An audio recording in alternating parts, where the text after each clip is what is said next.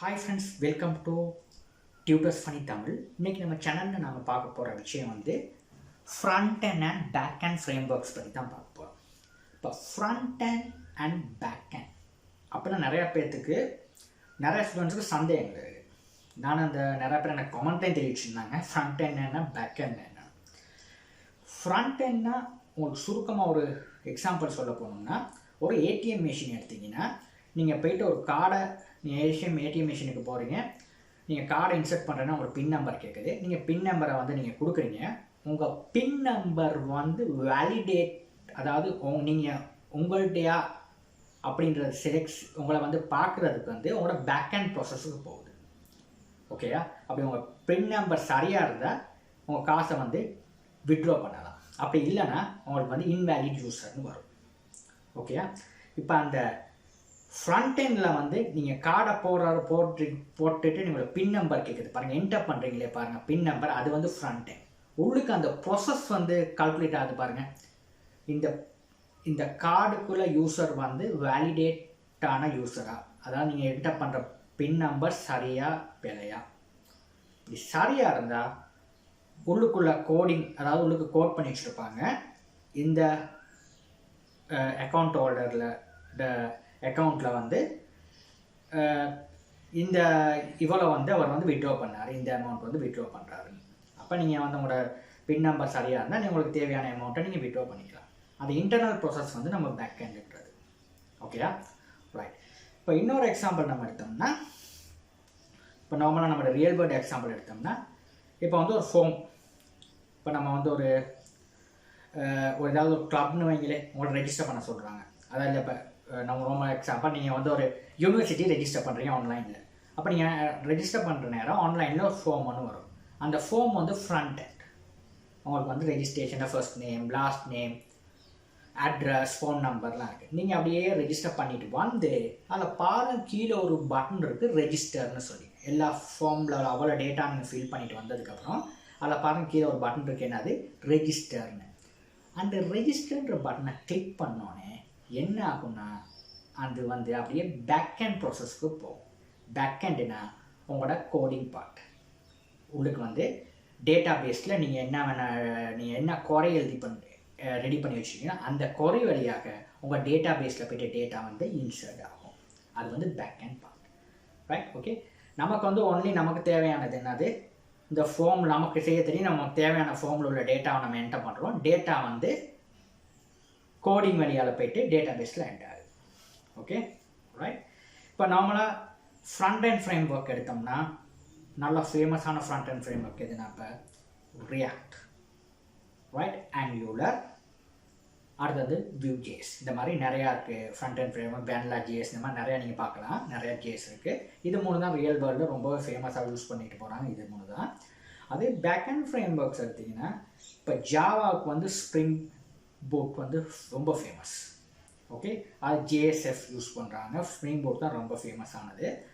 அதே coordinator use பண்ணுறாங்க லரவலுக்கு, sorry பிஹெச்பிக்கு. அடுத்தது லாரவலுக்கு வந்து வேர்ல்டு ஒரு மிகப்பெரிய ஃபேமஸான பேக் அண்ட் அப்ளிகேஷன் பிஹெச்பி ப்ரோக்ராமர்ஸ்க்கு. அதே நம்ம பைத்தனுக்கு வந்து ஜாங்கோ ஃப்ரேம் ஒர்க் வந்து ரொம்ப ஃபேமஸ். அதே டாட்நெட் எடுத்தோம்னா நம்மளுக்கு வந்து dotnet core entity frame work ரொம்பவே ஃபேமஸ். அப்போ இந்த மாதிரி ஒவ்வொரு லாங்குவேஜ்க்கு ஏற்ற மாதிரி பேக் அண்ட் பார்ட்டுக்கு வந்து ஃப்ரேம் ஒர்க்ஸ் வந்து தயாரிச்சு பண்ணி வச்சுருக்காங்க.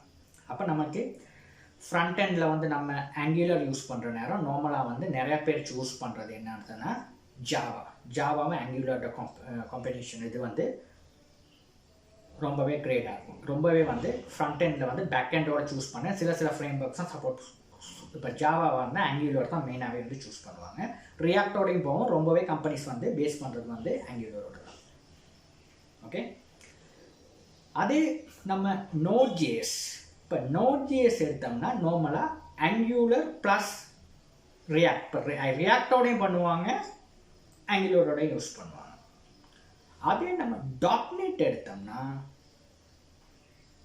யூஸ் பண்ணுறது வந்து எதோடனா ரியாக்டோட தான் ரொம்பவே ஃபேமஸ். இப்போ டாட்நெட் கோர் வந்து ரியாக்டோட தான் ஃப்ரண்ட் அண்ட் ஃப்ரேம் ஒர்க் வந்து ரொம்பவே ஃபேமஸ். அப்படி தான் அவங்க செஞ்சுருக்காங்க, இம்ப்ளிமெண்ட் பண்ணியிருக்காங்க. அது பிஹெச்பி, அதாவது Laravel ஃப்ரேம்வொர்க் எடுத்தோம்னா எதுக்கு வந்து ரொம்ப ஃபேமஸ்னா அது வந்து Vue.js-ஓட தான் காம்பினேஷன் வந்து பெஸ்ட். இப்போ வேணுங்கிற பேக்கெண்டை வந்து வேணுங்கிற ஃப்ரண்ட் எண்டோட கனெக்ட் பண்ணலாம். ஆனால் இந்த ஃப்ரண்ட் எண்ட் ஃப்ரேம்வொர்க்கோட இந்த ஃப்ரண்ட் எண்ட் ஃப்ரேம்வொர்க் தான் பொருந்துன்றதை வந்து ரியல் வேர்ல்டில் வந்து அதை இம்ப்ளிமெண்ட் பண்ணவங்க சொல்லியிருக்காங்க. அப்போ நம்ம நார்மலாக கம்பெனிஸில் வந்து இதோட இது தான் தொடர்புடையதுன்றது வந்து இம்ப்ளிமெண்ட் பண்ணியிருப்பாங்க. இப்போ ஜாவாவோட ஆங்குலர், .NET Coreோட ரியாக்ட், இப்போ Node.js-ஓட நம்ம ரெண்டையும் யூஸ் பண்ணிக்கலாம். இப்போ Laravelோடையும் நம்ம வந்து ரியாக்ட்லையும் யூஸ் பண்ணலாம், Vue.js. ஆனால் Vue.js தான் பெஸ்ட்டு. அதே மாதிரி ஜாவாவோட நம்ம ரியாக்ட் யூஸ் பண்ணலாம். எந்த ஃப்ரேம்வொர்க் ஃப்ரண்ட் எண்டோடையும் பேக் எண்டை கனெக்ட் பண்ணால் அது பிரச்சனையே கிடையாது. ஆனால் அந்த காம்பினேஷன் இதுதான். அதை சொல்கிறதுக்கு தான் நான் வந்து ரொம்ப இது பண்ணேன். ஏன்னா இப்போ நிறைய பேர் இதுக்கெல்லாம் எனக்கு கமெண்ட்ஸில் தெரிவிக்கிறாங்க. இப்போ இந்த பேக் எண்ட் நான் இதை படிச்சிருக்கேன், இதோட எந்த ஃப்ரண்ட் எண்ட் நான் யூஸ் பண்ணேன், நான் வந்து ரியாக்ட் யூஸ் பண்ணவா, இல்லைனா ஆங்குலர் யூஸ் பண்ணவா, இல்லைனா Vue.js யூஸ் பண்ணவான்னு. அதுக்காக தான் நான் இந்த வீடியோவே கொண்டாந்தேன். இப்போ இந்தந்த ஃப்ரேம்வொர்க் வந்து இந்தந்த லாங்குவேஜஸ்க்கு வந்து ஃபேமஸ். இப்போ ஜாவாவுக்கு வந்து ஆங்குலர் ஃபேமஸ், .NETக்கு வந்து ரியாக்ட் ஃபேமஸ், இப்போ Node.js-க்கு வந்து இது ரெண்டுமே ஃபேமஸ். ரெண்டுலேயுமே செய்வாங்க அப்ளிகேஷன். ஆங்குலர்லையும் செய்வாங்க, ரியாக்ட்லையும் செய்வாங்க. இப்போ ரொம்பவே ரியாக்டில் தான் செஞ்சுட்டு போகிறாங்க Node.js அப்ளிகேஷனும். ஓகே, அடுத்தது Vue.js வந்து லாராவலுக்கு வந்து ரொம்பவே ஃபேமஸ். வந்து PHP ப்ரோக்ராமருக்கு வந்து Vue.js. ஓகே, அதே மாதிரி ஜங்கோவுக்கு நம்ம எடுத்தாலும் Vue.js-ஓட போவாங்க, ரியாக்டோடையும் போவாங்க. ஓகே, இப்போ ஆங்குலரோடையும் படி போவாங்க. ரொம்பவே மெயினாக போகிறது வந்து ஜங்கோ ஃப்ரேம்வொர்க் எடுத்தாலும் ரியாக்டும் Vue.js-ஓடையும் போவாங்க. இப்போ இந்த மாதிரி தான் நான் வந்து இண்டஸ்ட்ரியலில் வந்து எக்ஸ்பீரியன்ஸ் இருக்கனால இப்போ இந்த மாதிரி தான் ஃப்ரேம்வொர்க்ஸ் தான் அந்த ஃப்ரண்ட் எண்ட் இந்த ஃப்ரண்ட் எண்ட் இந்த பேக் எண்டுக்கு சப்போர்ட் பண்ணுறது தான் உங்களுக்கு தெளிவாக நான் சொல்லியிருக்கேன். Okay right. ஏன்னா இது நிறையா பேர் எனக்கு அடிக்கடி எனக்கு கமெண்ட்டில் வர கொஸ்டின்ஸ் தான் இது. எந்த ஃப்ரண்ட் எண்ட் எந்த ஃப்ரண்ட் எண்ட் எந்த பேக் எண்டோட தொடர்புடையும். அதுக்காக தான் எனக்கு இந்த வீடியோவை கொண்டாந்து ஃப்ரண்ட் எண்ட் என்ன பேக் எண்ட் என்னென்னா. ஓகே, இது வந்து நீங்கள் தெளிவாக நீங்கள் புரிஞ்சுக்கிட்டிங்கன்னா ரொம்ப ஈஸியாக இருக்கும். இப்போ நீங்கள் ஃப்ரண்ட் எண்ட் நீங்கள் படிக்கிற ஆட்கள் வந்து நீங்கள் HTML CSS அதாவது ஃப்ரண்ட் எண்ட் ப்ரோக்ராமராக நீங்கள் ஒர்க் பண்ணலாம். ஒரு ஆஃபீஸில் போய்ட்டு நீங்கள் பேக் எண்ட் ப்ரோக்ராமராக ஒர்க் பண்ணலாம். ஆனால் ஃப்ரண்ட் எண்ட் ஃப்ரேம்வொர்க்கராக நீங்கள் ஒர்க் பண்ணணுன்னா உங்களுக்கு வந்து டிசைனிங் சைடு வந்து உங்களுக்கு நல்லாவே தெரியணும். அதாவது இப்போ HTML CSSல ஆரம்பிச்சுட்டு உங்களோட கஸ்டம் CSS நீங்கள் எழுதுறதுக்கு நீங்கள் பழகணும். இப்போ கஸ்டம் CSS நீங்கள் இப்போ வந்து வெப்சைட்டெல்லாம் செய்கிறதுக்கு வந்து ஃப்ளாக்ஸ்பாக்ஸ் CSS இது ரொம்பவே ஃபேமஸ். இப்போ ஃப்ளாக்ஸ்பாக்ஸ் வந்து எப்படி ஒர்க் பண்ணுது, இப்போ ஃப்ளாக்ஸ்பாக்ஸ் வந்து நீங்கள் சரியாக A to Z படிச்சிங்கன்னா உங்களுக்கு வந்து ரொம்ப ஈஸியாக இருக்கும். ஒரு ஃப்ரண்ட் அண்ட் அப்ளிகேஷன் ஒன்று தயாரிக்குது. அப்படி சரியாக தயாரிச்சிங்கன்னா அந்த அப்ளிகேஷனை வந்து நீங்கள் ரியாக்ட்லையோ ஆங்குலர்லையோ எதுலையோ நீங்கள் யூஸ் பண்ண ஏதாவது ஒரு டெவலப்பரில் யூஸ் பண்ணலாம். ஓகே, நீங்கள் ஒரு நல்ல ஒரு சைடு ஒன்று ஃப்ளாக்ஸ்பாக்ஸில் எடுக்க சொன்னீங்கன்னா ரொம்ப ஈஸியாக இருக்கும். அதுக்கப்புறம் உங்களுக்கு வந்து நீங்கள் ஃப்ரண்ட் அண்ட் டெவலப்பராக நீங்கள் ஒர்க் பண்ணுற நேரம் அவங்க பேக் எண்டில் வந்து எண்ட் பாயிண்ட் அதாவது API வந்து உங்களுக்கு க்ரியேட் பண்ணி அனுப்புவாங்க. அதை நீங்கள் வந்து ஃப்ரண்ட் எண்டில் வந்து நீங்கள் உங்கள் டிசைனுக்கு நீங்கள் வந்து போட்டு கொடுக்க தான் இருக்குது. அதாவது உங்களோட ஃப்ரண்ட் அண்ட் ஃப்ரேம் டெவலப்பராக ஒர்க் பண்ணுறவங்க டிசைனர் வந்து ரொம்பவே மஸ்ட். அதே மாதிரி பேக் அண்ட் டெவலப்பருக்கு வந்து நமக்கு வந்து கோடிங் பார்ட் ரைட். அதுலேயும் கோடிங்னா அதெல்லாம் கம்ப்ளீட் டிசைனிங் சப்ஜெக்டாக வருது. ஓகே, அது மட்டும் இல்லாமல் அதுலேயும் சில API அண்ட் பாயிண்ட் செட் பண்ணுறதுக்கு நமக்கு தேவை. ஆனால் இதில் வந்து கம்ப்ளீட்டாக நம்மளுக்கு வந்து டேட்டா பேஸ்ட குவாரிஸ் அந்த இதுகள்லாம் ரொம்பவே நம்ம ஸ்ட்ரக்சர் பண்ணி நம்ம படிக்கணும். அப்படின்னா தான் நம்ம வந்து ஒரு பேக் அண்ட் டெவலப்பராக ஆகலாம். ஓகே, சிலவங்க ரெண்டையும் செய்வாங்க, ஃபுல் ஸ்டாக் டெவலப்பர்னு சொல்லலாம். அதாவது front end plus back end ரெண்டையும் செய்கிற ஒருத்தருக்கு சொல்கிறது வந்து ஃபுல் ஸ்டாக் டெவலப்பர். சில கம்பெனிஸில் ஃப்ரண்ட் எண்ட் டெவலப்பராக போகலாம், இல்லை பேக் எண்ட் டெவலப்பராக போகலாம், ஃபுல் ஸ்டாக் டெவலப்பராக போகலாம்.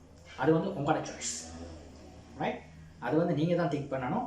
நீங்கள் உங்களோட கரியரில் வந்து நீங்கள் எப்படி நீங்கள் வந்து ட்ராவல் பண்ண போகிறீங்க. ஆஸ் அ ஃப்ரண்ட் எண்ட் டெவலப்பராக, பேக் எண்ட் டெவலப்பராக, or full stack developer.